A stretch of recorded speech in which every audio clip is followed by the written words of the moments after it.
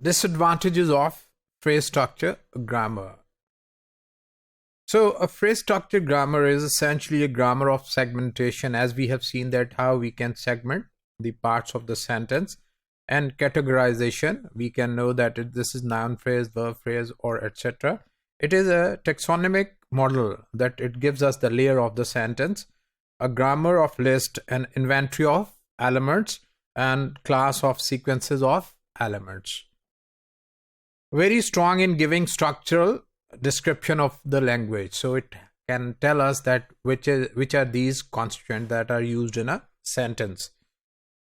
But is deficient in generative capacity. It tells us about how new sentences are made, but through implication. Incapable of accounting for all the intentions of native speakers. So this cannot describe, because native speaker, as we shall see, that there are certain types of sentences which this PS grammar does not clearly explain us, or does not give any structural description. It fails to disambiguate all the ambiguities and understand all the synonyms. So there are so many sentences which are not explained or made clear through the use of these rules. The processes that pose problem to PS grammar are ambiguities. We cannot know. Flying planes are dangerous. So which of the two is flying plane, or is the flying is the subject, or plane is the subject? Synonyms, how same meaning word are used.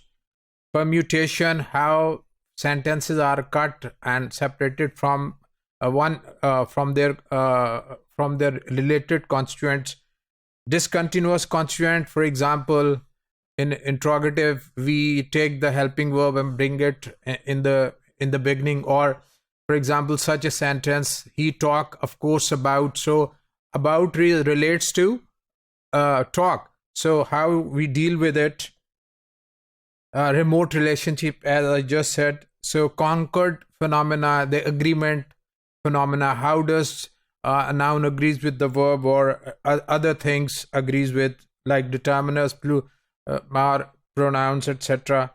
A coordination, how two sentences with the help of coordination are shown by this PS rules. So a PS grammar runs into difficulties in describing syntactic structures of questions, negatives, passives, relatives, etc. easily. So these are the problems PS cannot very easily explain, or does not have a method to explain how interrogative sentences are made, how passive sentences are made. It fails to capture the deep meaning. Obviously, we'll study a sentence at two levels, deep structure and surface structure. So how sentence change from deep structure to, or deep meaning to, surface structure. So it cannot discover the crucial notion, not can it prevent the assignment of false ungrammatical structure. It cannot tell us that these structures are ungrammatical or false in English language. PS rules are incapable of accounting for the multiplicity of relations existing either between elements in the same sentence or between different sentences. So how two elements are related to each other are not described by PS rules, which will be described by transformational generative grammar. For example, the police diverted the traffic. It's a simple sentence. The traffic was diverted by the police. It's a passive. We know that it's a passive version of the same sentence. The traffic was diverted by a country road. So if you look at 2 or 3, by the police and by a country road, what is the relationship? According to PS rules, both are prepositional phrases. So PS rule fails to show the relationship that connects 1 to 2. In sentence 2, by the police will be shown as a prepositional phrase consisting of preposition, a determiner, and a noun. And in the sentence 3, by a country road, 2 will be shown by a prepositional phrase. So how they are two related or not related to each other is not described by PS rules. Thus, it would ignore semantic considerations and case relations.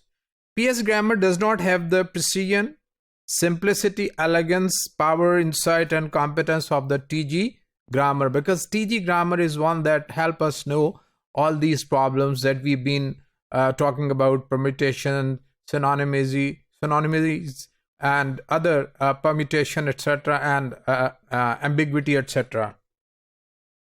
For sentences like the following, both IC analysis and PS, these are the identical. John is eager to please. John is easy to please. They are identical. Whereas we know that in the first sentence, John is the subject of the verb please, and in the second, John is the object of the verb please. So PS will deal PS and immediate constituent analysis will deal them equally in the same manner. So phrase structure rules cannot help us distinguish among ambiguous sentences. So this is what we have seen.